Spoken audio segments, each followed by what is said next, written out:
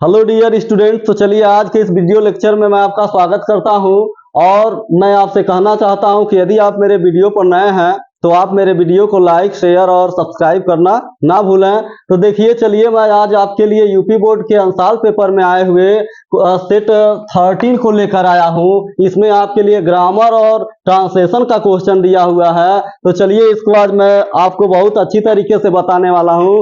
इसी तरीके के वीडियो से मतलब देखने के लिए मेरे वीडियो से मेरे चैनल से आप जुड़े रहिए। तो देखिए पहला क्वेश्चन जो है क्वेश्चन नंबर 4 से शुरू है। क्वेश्चन नंबर 4 का ए जो है ये डायरेक्ट स्पीच का क्वेश्चन है। इसको इनडायरेक्ट में आपको बनाना होगा। इसी तरीके से यूपी बोर्ड के मतलब पेपर में पूछा जाता है क्वेश्चन ग्रामर और ट्रांसलेशन का। तो देखिए 4 का ए जो है ये डायरेक्ट स्पीच है। इसकी क्वेश्चन को देखते हैं। तो देखिए लिखा गया है my friend said to me comma inverted comma, उसके बाद दिया है रिपोर्टेड स्पीच में will you go to Mumbai, will you go to Mumbai question mark inverted comma बंद। तो देखिए यह एक डायरेक्ट स्पीच था। इसको इनडायरेक्ट में आप कैसे बदलेंगे, किस काइंड का यह सेंटेंस है, तो आइए चलिए आपको करके मैं बताता हूं। इसी तरीके से आपको भी प्रैक्टिस करना है और इसको सीखना है। तो देखिए माई फ्रेंड का माई फ्रेंड हो गया, सेड टू को बदल दिया गया आस्क्ड में। क्यों आस्क्ड में बदल दिया गया? क्योंकि मैं पहले कई बार आपको बता चुका हूं जब रिपोर्टेड स्पीच में आया हुआ जो सेंटेंस है यदि वह इंट्रोगेटिव सेंटेंस है, यदि वो प्रश्नवाचक वाक्य है, तो आप इस सेड टू को किस में बदल देंगे? आस्क्ड में बदल देंगे। देखिए मी ज्यों का त्यों लिखा गया है। इस प्रकार कामा इन्वर्टेड कामा को जब हम हटाएंगे तो ऐसे वाक्य जो होते हैं इफ या वेदर से जुड़ते हैं। तो देखिए हम इसको इफ से कनेक्ट कर दिए हैं, इफ से जोड़ दिए हैं। उसके बाद पहले हम क्या करते हैं, कोई भी अगर हेल्पिंग वर्ब आई रहती है तो उसको अभी हम छोड़ देते हैं। पहले कोशिश करते हैं कि पहले किसको बदलें, प्रोनाउन को बदलें। तो देखिए प्रोनाउन का जो चेंजिंग होता है, जो बदलाव होता है, यह इसी के अनुसार होता है। किसके अनुसार? सन बटे 123, सन बटे 123 के अनुसार अगर समझा जाए इस क्वेश्चन को तो देखिए इसका मतलब क्या, ये जो आपका यू है ये सेकेंड पर्सन का प्रोनाउन है और ये बदल जाएगा किसके अनुसार? ऑब्जेक्ट के अनुसार। अब देखिए हम चलते हैं ऑब्जेक्ट के पास। ऑब्जेक्ट जो है आपका ये क्या है? मी है। क्या है? मी है। तो ये तो ऑब्जेक्ट के स्थान पर था, लेकिन जब इसको हम यू के बदले लाएंगे तो यू क्या है यहाँ पर? सब्जेक्ट है। तो मी यहाँ आएगा किस में बदल जाएगा? आई में बदल जाएगा। तो देखिए यू को बदले मी के अनुसार तो मी बदल गया आई में। किसको छोड़ दिए थे हम? बिल को अभी छोड़े हुए थे। तो बिल जब आई के बाद इसको हम जब बदल के लिखेंगे, कोई भी सहायक क्रिया होता है स्टूडेंट्स उसको प्रोनाउन के बाद ही बदल कर लिखना चाहिए। तो देखिए आई के बाद यहाँ पर हम वुड का प्रयोग किए हैं। क्यों? क्योंकि रूल यह है कि जब रिपोर्टिंग वर्ब पास्ट टेंस में तो रिपोर्टेड स्पीच भी पास्ट टेंस में ही होना चाहिए। तो देखिए यहां पर बिल को पास्ट टेंस में जब बदला जाएगा तो किस में बदल जाएगा? वुड में। यानी बिल बदल गया किस में?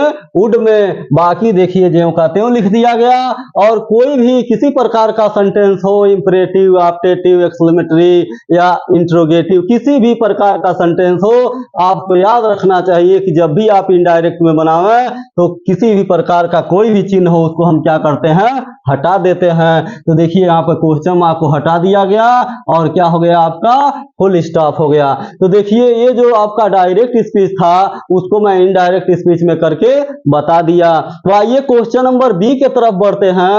अब क्वेश्चन नंबर बी में आप जैसा कि आप देख रहे हैं यह एक्टिव वॉइस का एक सेंटेंस दिया गया है क्वेश्चन नंबर बी में और इसको पैसिव वॉइस में चेंज करना है। तो देखिए इसको कैसे चेंज करेंगे, आपको पहले भी बताया गया है कि एक्टिव वॉइस से पैसिव वॉइस में चेंज करते समय ऑब्जेक्ट को हम पहले क्या करते हैं? सब्जेक्ट बना देते हैं और ऑब्जेक्ट को सब्जेक्ट बनाने के बाद हम क्या करते हैं? जिस भी टेंस में एक्टिव वॉइस का सेंटेंस है, वाक्य है, उसको हम अगले टेंस में बदल देते हैं। तो देखिए इस एक्टिव वॉइस को पहले पढ़ते हैं। इसमें क्या दिया हुआ है? तो दिया है I bought a dictionary yesterday. I bought a dictionary yesterday. तो यहाँ पे देखिए यहाँ पर जो ऑब्जेक्ट था आपका ये डिक्शनरी था। क्या था? और डिक्शनरी था। क्यों? क्योंकि वर्ब के बाद जो आता है वही ऑब्जेक्ट होता है। तो देखिए यहाँ पर आपका हो गया और डिक्शनरी, इसको हम जब पैसिव वॉइस में रखेंगे तो क्या बन जाएगा? सब्जेक्ट बन जाएगा। तो डिक्शनरी का डिक्शनरी लिख दिया गया।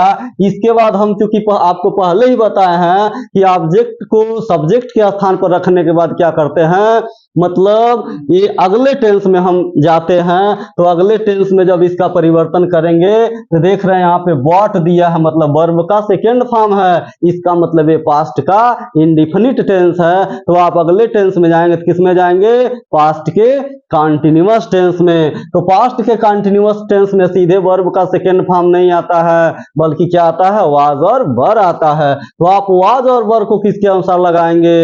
ये जो ऑब्जेक्ट आएगा, जो सब्जेक्ट बनेगा, उसी के अनुसार आप वाज और वर को लगाएंगे। तो देखिए, और डिक्शनरी के बाद जब अगले टेंस में जाएंगे हम इसके बाद, तो क्या आ जाएगा?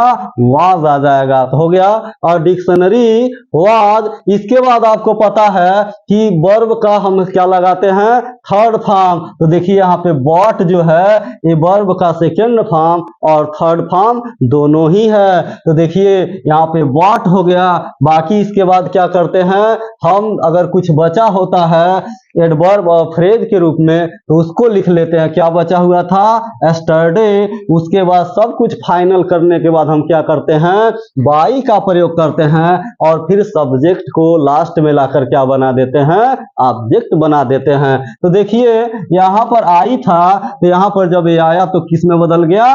मी में। इस प्रकार देखिए आपका एक्टिव वॉइस में आया हुआ जो वाक्य था, I bought a dictionary yesterday, इसका हिंदी अर्थ होगा कि कल मैं एक क्या खरीदा? शब्दकोश खरीदा। तो यहाँ पर इसको जो पैसिव वॉइस में किया जाएगा तो हो जाएगा और dictionary was bought yesterday by me. तो देखिए एक्टिव वॉइस से पैसिव वॉइस में मैं आपको बहुत अच्छी तरीके से करके बता दिया।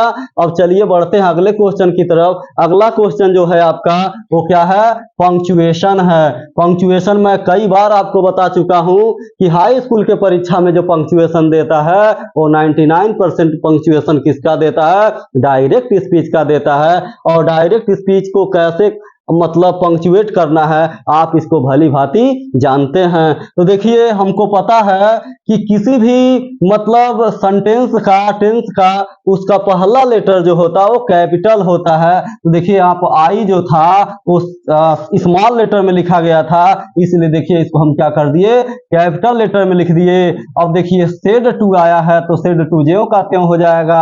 माई मदर, इसमें भी कोई परिवर्तन नहीं होगा। अब देखिए यहाँ पर क्या है? I said to my mother, ये जो है इसके बाद प्लीज से वाक्य शुरू हो गया। इसका मतलब क्या? I said to my mother, ये हमारा रिपोर्टिंग वर्ब है। तो आप जानते हैं चूंकि डायरेक्ट स्पीच में रिपोर्टिंग वर्ब के बाद आप क्या जानते हैं? कॉमा और इन्वर्टेड कॉमा का प्रयोग हम करते हैं। तो देखिए I said to my mother के बाद हम क्या कर दिए? कॉमा और इन्वर्टेड कॉमा को लगा दिए। अब ये जो पूरा जो सेंटेंस है इसको हम किस में लिखेंगे? इसको हम डबल इन्वर्टेड कॉमा में लिखेंगे। तो देखिए प्लीज से हम लिखना शुरू करेंगे तो प्लीज आपका ये जो पी था ये स्मॉल लेटर में था, इसलिए आपको पता होना चाहिए कि डबल इन्वर्टेड कॉमा का भी पहला लेटर जो होता है वो कैपिटल होता है। तो प्लीज भी कैपिटल लेटर में लिखा गया, मतलब उसका पी कैपिटल लेटर में लिखा गया। इसके बाद देखिए give me 200 rupees as I wish to purchase और डिक्शनरी, इसमें किसी प्रकार का कोई कमी नहीं था। तो देखिए इसको ज्यों का त्यों लिख दिया गया, बस इसमें क्या नहीं लगाया गया था? फुल स्टॉप नहीं लगाया गया था। और यह असर्टिव सेंटेंस का है, मतलब ये असर्टिव सेंटेंस का नहीं है, हो सॉरी, ये देखिए ये यहाँ पर प्लीज दिया है, ये किसका है? ये आपका इंपरेटिव सेंटेंस का है, इसलिए चाहे असर्टिव हो या इंपरेटिव हो, सब में लास्ट में तो फुल स्टॉप का ही तो प्रयोग होता है। तो देखिए यहाँ पे फुल स्टॉप कर दिया गया, उसके बाद इन्वर्टेड कॉमा को बंद कर दिया गया। तो देखिए इसको भी मैं बहुत अच्छी तरीके से आपको बता दिया। आशा करता हूं कि आप अच्छी तरीके से समझ रहे होंगे।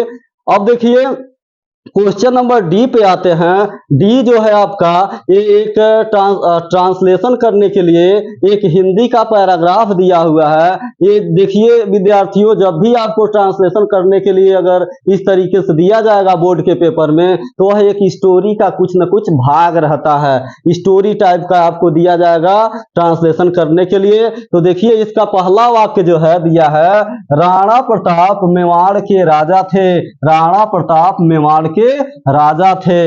अब देखिए वाक्य चाहे कितना हो बड़ा हो, चाहे कितना हो बड़ा पैराग्राफ आया हो, आप अगर उसको सिस्टमेटिक करेंगे तो किसी प्रकार की डरने की कोई आवश्यकता नहीं है, घबराने की कोई बात नहीं है। आप बस लाइन बाय लाइन आगे तो बढ़िए, आपका ट्रांसलेशन कंप्लीट हो जाएगा। तो देखिए पहला वाक्य क्या था, फर्स्ट सेंटेंस आपका है राणा प्रताप मेवाड़ के राजा थे। अब आपको ट्रांसलेशन करने के लिए मैं कई रूल बताया था जिसको आपको हमेशा ध्यान में रखना चाहिए।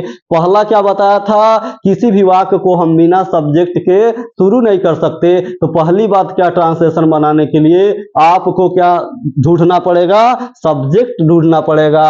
उसके बाद क्या जानना पड़ेगा कि वह वाक्य जो है किस टेंस में आया है। तो देखिए पहले हम सब्जेक्ट ढूंढते हैं। सब्जेक्ट क्या है, राणा प्रताप। तो राणा प्रताप को लिख दिया गया, जो कहते हो राणा प्रताप। अब हम देखेंगे अंत में आएंगे तो ये कोई भी टेंस नहीं है, ये कोई भी टेंस नहीं है। देखिए क्यों टेंस नहीं है, क्योंकि मैं आपको कई बार बता चुका हूं, जब वाक्य में मेन वर्ब नहीं तो वाक्य वो टेंस नहीं। तो जब वाक्य टेंस नहीं होता है तो क्या करते हैं, इज, एम, आर, वाज, वर, जो बी के 5 बच्चे होते हैं उनका प्रयोग कर लेते हैं। आपको कई बार बता चुके हैं। तो देखिए यहाँ पर लास्ट में थे आया है, तो थे के लिए हम क्या लिख दिए, वाज लिख दिए। अब देखिए बहुत से स्टूडेंट्स, बहुत से विद्यार्थी कंफ्यूज होते हैं कि सर जब यहाँ पर लास्ट में थे आया है तो आप वर नहीं लिखे हैं, थे के लिए वर लिखा जाता है, आप क्यों वाज लिख दिए हैं। तो उन विद्यार्थियों को मैं बताना चाहूंगा, देखिए विद्यार्थी,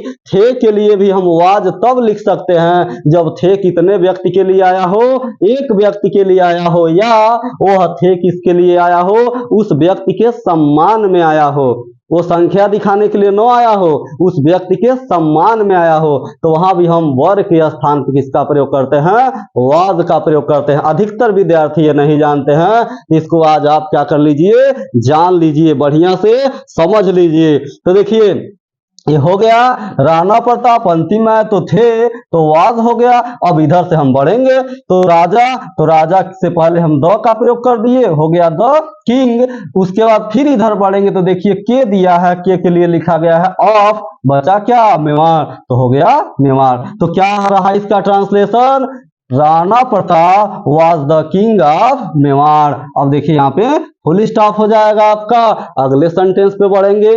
अगला सेंटेंस आपका क्या है, अपने देश की स्वतंत्रता के लिए उन्होंने अनेक कष्ट उठाए। अपने देश की स्वतंत्रता के लिए उन्होंने अनेक कष्ट उठाए। तो देखिए विद्यार्थियों, इसमें देखिए इस वाक्य में 2 पोर्शन आया हुआ है, इस वाक्य में 2 भाग आया हुआ है। अगर हम चाहें तो इस पोर्शन को भी पहले लिख सकते हैं, या चाहें तो पहले हम वाक्य को सब्जेक्ट से शुरू कर सकते हैं। तो देखिए इस वाक्य को मैं किससे शुरू किया हूं, सब्जेक्ट से ही शुरू किया हूं। तो सब्जेक्ट क्या है यहाँ पर, अपने देश की स्वतंत्रता के लिए उन्होंने, यहाँ पर सब्जेक्ट क्या है, उन्होंने का मतलब वे कौन, राणा प्रताप। तो यहाँ देखिए राणा प्रताप के लिए प्रोनाउन के रूप में क्या लिखा गया है, उन्होंने का मीनिंग होता है दे, लेकिन जब एक आदमी के लिए आया हो तो वहां पर होता है ही। तो देखिए यहाँ पर उन्होंने के लिए क्या हो गया, ही। अब चले जाएंगे हम अंत में, जैसे ही हमको सब्जेक्ट मिले हम चले जाते हैं अंत में, लास्ट में। तो देखिए जब हम लास्ट में जाएंगे इस सेंटेंस के, तो हमको क्या मिला, कष्ट उठाए। क्या उठाए, कष्ट उठाए। तो कष्ट उठाना का जो मीनिंग होगा, कष्ट उठाए, यानी ये वाक्य जो है किसमें है, पास्ट के इंडिफिनिट में है। तो पास्ट इंडिफिनिट में क्या होता है, वर्ब का सेकेंड फॉर्म का प्रयोग होता है। तो कष्ट उठाना का जो भी वर्ड मीनिंग होगा उसको हम सेकेंड फॉर्म में लिखेंगे। तो देखिए कष्ट उठाना का मीनिंग होता है सफर, तो यहाँ पर देखिए क्या लिख दिया गया, सफर, तो ये हो गया कष्ट उठाए। तो क्या लिख दिए हम, ही सफर्ड। अब कितना कष्ट उठाए, इधर आइए दिखाते हैं आपको, तो क्या कितना, अनेक कष्ट उठाए। तो यहाँ पर देखिए अनेक का मीनिंग मेनी होता है, लेकिन वह किसके लिए, काउंटेबल नाउन के लिए। जब अनकाउंटेबल नाउन की जिक्र हो तो वहां पर जिसको हम गिन न सकते हो वहां पर हम क्या लगाते हैं, अलाट लगाते हैं। तो देखिए यहाँ पर अनेक के लिए क्या लिखा गया, अलाट हो गया। अब हम फिर इधर बढ़ेंगे, क्योंकि इधर तो सब हम फाइनल कर लिए, उन्होंने अनेक कष्ट उठाए हो गया, ही सफर्ड अलाट। अब फिर इधर बढ़ेंगे तो क्या मिल रहा है, के लिए, तो के लिए का मीनिंग क्या हो गया, फॉर। बचा क्या, किसके लिए, अपने देश की स्वतंत्रता के लिए, तो के लिए का मीनिंग हो गया फॉर। बचा इधर हम बढ़ेंगे तो इधर बढ़े क्या मिल रहा, स्वतंत्रता, जिसके लिए लिखा गया है द फ्रीडम। फिर इधर बढ़ेंगे तो मिला की, तो की के लिए हो गया ऑफ। और फिर इधर जाएंगे तो क्या है, अपने देश, क्योंकि इधर से बढ़ेंगे तो देश, लेकिन किसके देश, अपने देश, तो अपने देश का मीनिंग हो जाएगा किसके देश के लिए। यहाँ पर थोड़ा सा मिस्टेक हो गया है, तो देखिए यहाँ पर हो जाएगा हिज कंट्री, तो यहाँ पर क्या हो जाएगा, हिज कंट्री। बचा क्या, यहाँ तक हम आ गए, हिज कंट्री तक आ गए। उसके बाद क्या है, अकबर की सेना ने उन्हें हल्दी घाटी के युद्ध में हरा दिया। कौन हरा दिया, अकबर की सेना ने। तो देखिए पहले हमको सब्जेक्ट चाहिए, तो कौन से सब्जेक्ट मिलता है, तो यहाँ देखिए सब्जेक्ट क्या मिल गया हमको, अकबर की सेना।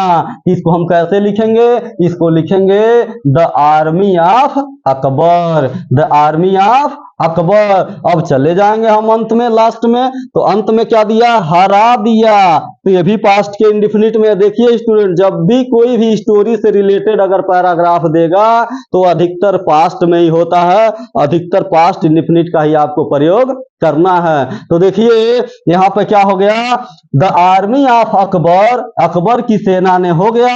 अब अंत में आएंगे तो हरा दिया, जिसको हम किस फॉर्म में लिखेंगे, सेकेंड फॉर्म में लिखेंगे। तो हरा देना का मीनिंग होता है डिफीट, लेकिन जब इसको सेकेंड फॉर्म में लिखेंगे तो हो जाएगा defeated.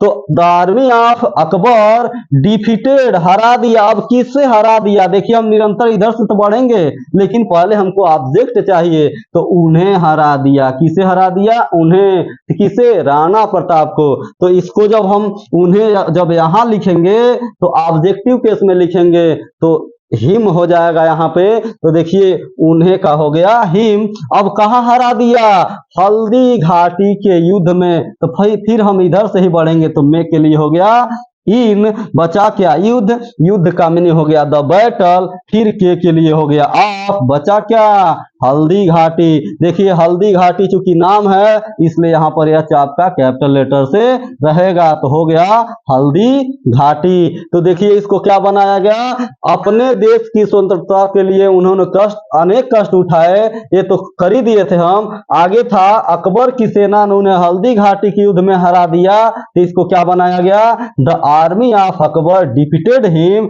In the battle of Haldi Ghati. देखिए बहुत ही सिस्टमेटिक तरीके से बनता जा रहा है, ऐसे ही आपको भी कोशिश करना है। तो आगे देखिए अगली लाइन, एक लाइन और बचा हुआ है, इसको भी फाइनल करते हैं। तो देखिए वे जंगलों में रहने लगे किंतु उन्होंने हार स्वीकार नहीं किया। राणा प्रताप बहुत ही मतलब महान पुरुष थे, वे जंगल में रहना तो पसंद किए लेकिन वो हार स्वीकार नहीं किए। तो देखिए उसी लाइन को बनाना है। तो यहाँ पर वे दिया है, तो वे का मीनिंग पहले ही मैं बता चुका हूं आपको, वे के लिए दे लगता है, दे का प्रयोग किया जाता है, लेकिन वे जो आया है ये राणा प्रताप के सम्मान में आया है। तो यहाँ पर वे के लिए क्या लिखेंगे, ही लिखेंगे। तो ही हो गया।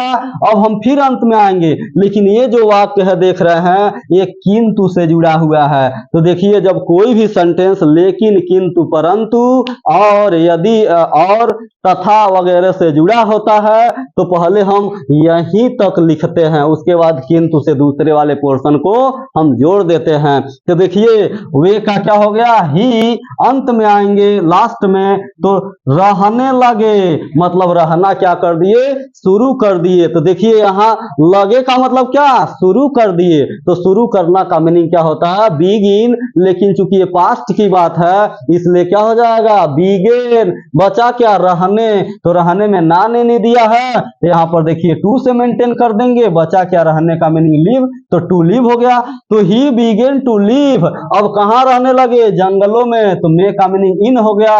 बचा क्या, जंगलों, तो जंगलों के लिए लिख दिया गया क्या, द फॉरेस्ट। बचा क्या, अब आपका बच गया किंतु, तो किंतु के लिए देखिए मैं यहाँ बट का प्रयोग कर दिया हूं। फिर अब इस वाक्य को बनाएंगे, ये पूरा एक सेंटेंस है। तो उन्होंने हार स्वीकार नहीं किया, इसका भी सब्जेक्ट पहले क्या होगा, उन्होंने। उन्होंने का मतलब कौन, राणा प्रताप, जिसके लिए यहाँ पर क्या यूज हुआ है, ही, मतलब वे। यहाँ भी तो उन्होंने का मतलब क्या, वे, तो यहाँ भी क्या हो जाएगा, ही। अब अंत में आ जाएंगे, लास्ट में जब आएंगे तो देखेंगे क्या, नहीं किया।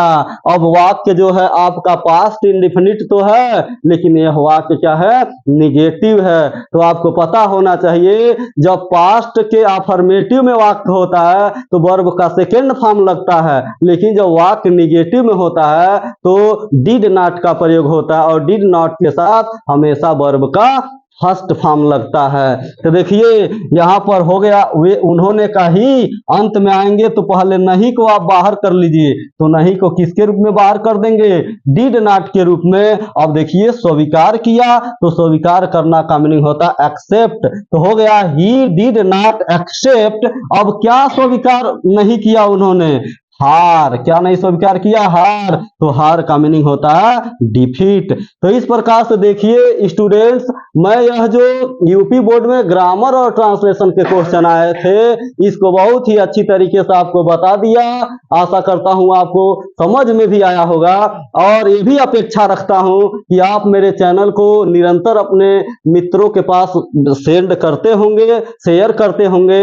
और यदि आपने अभी तक मेरे चैनल को सब्सक्राइब नहीं किया है तो सब्सक्राइब कर लीजिए, बेल आइकन को दबा लीजिए, जिससे जब भी मैं वीडियो अपलोड करूं तो पहला नोटिफिकेशन आपको मिलता रहे। आपका दिन शुभ हो।